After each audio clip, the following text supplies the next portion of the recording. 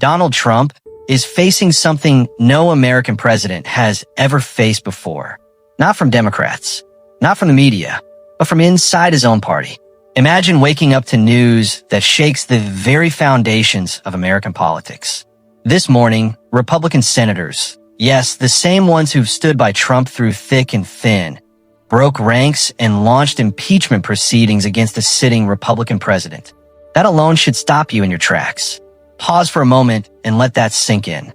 We're talking about a party that's been defined by unwavering loyalty to Trump for years, suddenly turning inward and initiating what could be the most dramatic political upheaval in modern history. Because this isn't political theater. It's not messaging. It's not symbolic resistance. It's a collapse. A total, irreversible collapse of the structures that have held the Republican Party together under Trump's leadership. Think about it. In past administrations, we've seen infighting, sure, but nothing like this. A full-scale mutiny from within, driven by evidence so damning that even the most ardent supporters can't look away. Everything changed after a classified intelligence briefing so severe that senators walked out visibly shaken. Picture the scene. Seasoned politicians, hardened by years of Washington battles, emerging from that room with pale faces, whispering among themselves. Some of Trump's strongest defenders, people who've defended him on every cable news show, through every scandal, are now calling for his removal. And when loyalty breaks at that level, it means something irreversible has already happened. It's like a dam bursting. Once the cracks appear, the flood is inevitable. This is not about opinions anymore. It's about evidence. Hard, cold evidence that can't be spun or dismissed. Before we go any further, make sure you're subscribed, because what's unfolding right now could redefine presidential power in the United States. If you're not subscribed yet, hit that button now. We'll be diving deep into updates as this story evolves, and you won't want to miss a single development in what could be the biggest constitutional crisis of our lifetime. According to multiple senators present in the briefing, U.S. intelligence officials presented material showing that Donald Trump personally authorized the sharing of highly classified intelligence with a foreign government. Not for diplomacy, not for national security, but for personal financial gain. Let me break this down for you. We're not talking about vague allegations or partisan leaks. This is intercepted communications, actual recordings and transcripts of conversations, tracked financial transfers, bank records showing money moving across borders in suspicious patterns, and sworn testimony from national security officials who've put their careers on the line to come forward. These are people who've served under multiple administrations, Republicans and Democrats alike, and they're saying the same thing. This was a deliberate exchange. This wasn't hearsay. This wasn't speculation. This was raw intelligence, the kind that intelligence agencies collect in secret, using methods that, if revealed, could compromise U.S. operations worldwide. Within hours, the political ground shifted. The Senate Majority Whip, a key figure in maintaining party discipline, broke ranks entirely. Senior Republican senators began coordinating behind closed doors, huddling in secure facilities away from prying eyes. And for the first time in American history, impeachment articles were advanced in the Senate against a president by members of his own party while he's still in office. This bypasses the traditional House process, showing just how urgent and unprecedented this situation is. If this is already blowing your mind, tap the like button. It helps this reach people who need to understand what's happening. And while you're at it, think about sharing this with a friend who's into politics. Discussions like this are how we make sense of chaos. Here's what makes this different from every impeachment before it. Previous impeachments were about interpretation. Did the president intend to obstruct justice? Or was it a misunderstanding? About intent. Was there malice? Or just poor judgment? About politics. Partisan battles where facts got twisted to fit narratives. This one is about verifiable intelligence. Undeniable proof that's been vetted by multiple agencies. According to senators briefed on the material, Trump allegedly disclosed sensitive signals intelligence related to U.S. military capabilities, including operations in the South China Sea. We're talking about details on submarine movements, satellite surveillance, and cyber defenses. Information that could give adversaries a massive edge.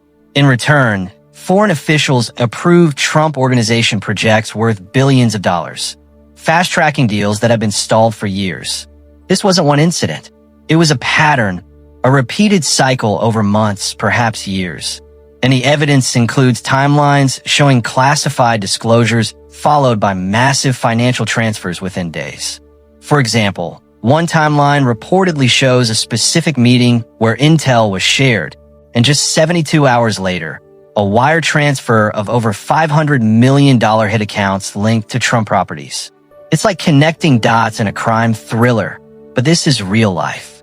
That's when panic set in. The realization hit these senators like a freight train. This isn't just bad optics, it's a national security nightmare. 2 hours after the briefing ended, Senator Mitt Romney convened an emergency meeting of Republican senators in a secure room. 17 attended. That's a significant portion of the GOP caucus, folks who don't usually gather like this unless the stakes are sky high. According to multiple sources, the room was silent for several minutes after Romney spoke. You could hear a pin drop as everyone processed the gravity. He reportedly said, "We have just seen evidence that the president betrayed his oath for personal profit. If we do nothing, history will hold us responsible." Romney, who's no stranger to standing against his party, he voted to convict Trump in previous impeachments, laid out plainly, drawing parallels to historical betrayals like Benedict Arnold or the Watergate cover-up.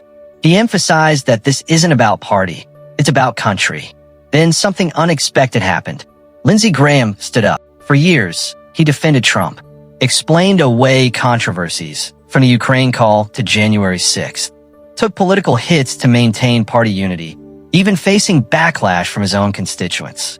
But this time, witnesses say his voice cracked. There were reports of him pausing, looking around the room, as if searching for words. He said what was presented wasn't politics. It wasn't policy disagreement like tariffs or immigration. It was betrayal, a direct sellout of American secrets for cash. That moment changed everything. It was like the turning point in a movie where the loyal ally finally sees the truth. Graham's shift sent shockwaves, encouraging others to speak up. Marco Rubio confirmed that the intelligence was irrefutable. Intercepts from NSA programs, financial records from Treasury investigations, witnesses ready to testify under oath, including career officials who've never been political. If we don't impeach for this, Rubio reportedly said, then there's no line a president can cross. He went on to question what this means for future presidents. Could anyone in the Oval Office trade secrets like stocks on Wall Street? Drop a comment if you ever expected to see this level of internal collapse. I'm genuinely curious what you think. Did you see this coming, or is it as shocking to you as it is to me? Share your thoughts below. Let's discuss. That same night, Republican senators drafted articles of impeachment themselves. An extraordinary move, bypassing the House entirely. Normally, impeachment begins in the House, with investigations and votes. But their logic was simple. The House, still controlled by Trump loyalists, would not act. The Senate had the evidence firsthand, and the Constitution demands action when national security is at stake. It doesn't specify chambers. It demands accountability. 2 charges were filed. First, betrayal of national security for personal gain, alleging Trump knowingly disclosed classified intelligence in exchange for financial benefits. This charge includes specifics on at least 5 incidents, each tied to different foreign entities. Second, obstruction of congressional oversight, alleging Trump ordered officials to withhold information and ignore subpoenas, including directing aides to destroy documents or claim executive privilege abusively. But the most damaging material isn't public. A classified annex, accessible only to cleared senators, reportedly contains detailed intercepts, financial records, and operational intelligence. Even the declassified sections are devastating. Redacted summaries that still paint a picture of quid pro quo deals spanning continents. One passage describes a meeting where Trump allegedly disclosed classified collection capabilities, how the U.S. spies on foreign communications. 3 days later, Wire transfers totaling hundreds of millions of dollars flowed into accounts tied to Trump projects, approved by the same foreign officials. Treasury investigators describe it as a quid pro quo, backed by forensic accounting that traces the money through shell companies and offshore banks. It's the kind of evidence that would convict a CEO in a corporate espionage case. At this point, this is no longer Trump versus Democrats. It's Trump versus reality, versus the facts laid bare by his own government's intelligence apparatus. If you want updates as this develops, subscribe now. This story is moving fast, with new leaks and statements emerging hourly. Don't get left behind. Hit subscribe and turn on notifications. According to intelligence officials, 3 elements shattered Republican loyalty. First, intercepted communications showing Trump explicitly acknowledged the information was classified. In one transcript, he reportedly says, "This is top secret stuff, but it'll seal the deal." Second, financial data tracing over $2 billion in related transactions across multiple incidents. We're talking about deals in real estate, golf courses, and licensing agreements, all accelerated post-disclosure. Third, whistleblower testimony. For national security officials filed protected disclosures describing Trump directly linking intelligence sharing to business approvals. One report quotes Trump saying he'd tell them what they want to know if a project was approved. Another details a phone call where he laughed about trading info for towers. That sentence alone reframes everything. It turns abstract allegations into personal, quotable admissions. Because now this isn't just impeachment. It's a constitutional stress test, a moment where we ask if a system designed by the founders can handle a president who treats the office like a business empire. If a president can monetize classified intelligence and survive through party loyalty, then checks and balances are effectively dead. What stops the next leader from selling nuclear codes or troop movements? Legal scholars are calling this the most serious constitutional crisis since Watergate. Some say worse, because Watergate was about a break-in. This is about selling out the nation. Former intelligence leaders argue that if anyone else did this, a general, a spy, even a low-level analyst, they'd face decades in prison under the Espionage Act. Even prominent Republicans admit that if the allegations are proven, the conduct represents a fundamental betrayal of the presidency, eroding trust in the institution itself. If this analysis is making sense, hit that like button. It signals to the algorithm that this content matters and helps spread the word. The consequences are already visible. The Senate is paralyzed, debates halted, votes postponed. Legislation has stalled. Bills on everything from infrastructure to defense spending are gathering dust. Appointments are frozen. Nominees for key positions are left in limbo, creating vacuums in government. Cabinet officials hesitate, second-guessing orders from the White House. Military leaders question command authority. How can they trust a commander-in-chief who's compromised secrets? Allies wonder if intelligence shared with the U.S. is safe. Countries like the UK and Australia are reportedly reviewing shared programs. And Trump is trapped in a web of his own making. Deny the intercepts, and the transcripts contradict him, word for word.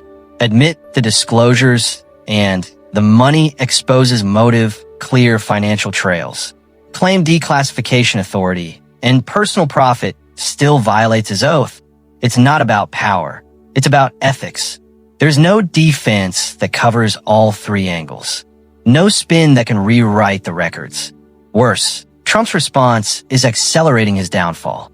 By attacking Republican senators supporting impeachment, calling them traitors or rhinos on social media, he's pushing undecided members toward conviction.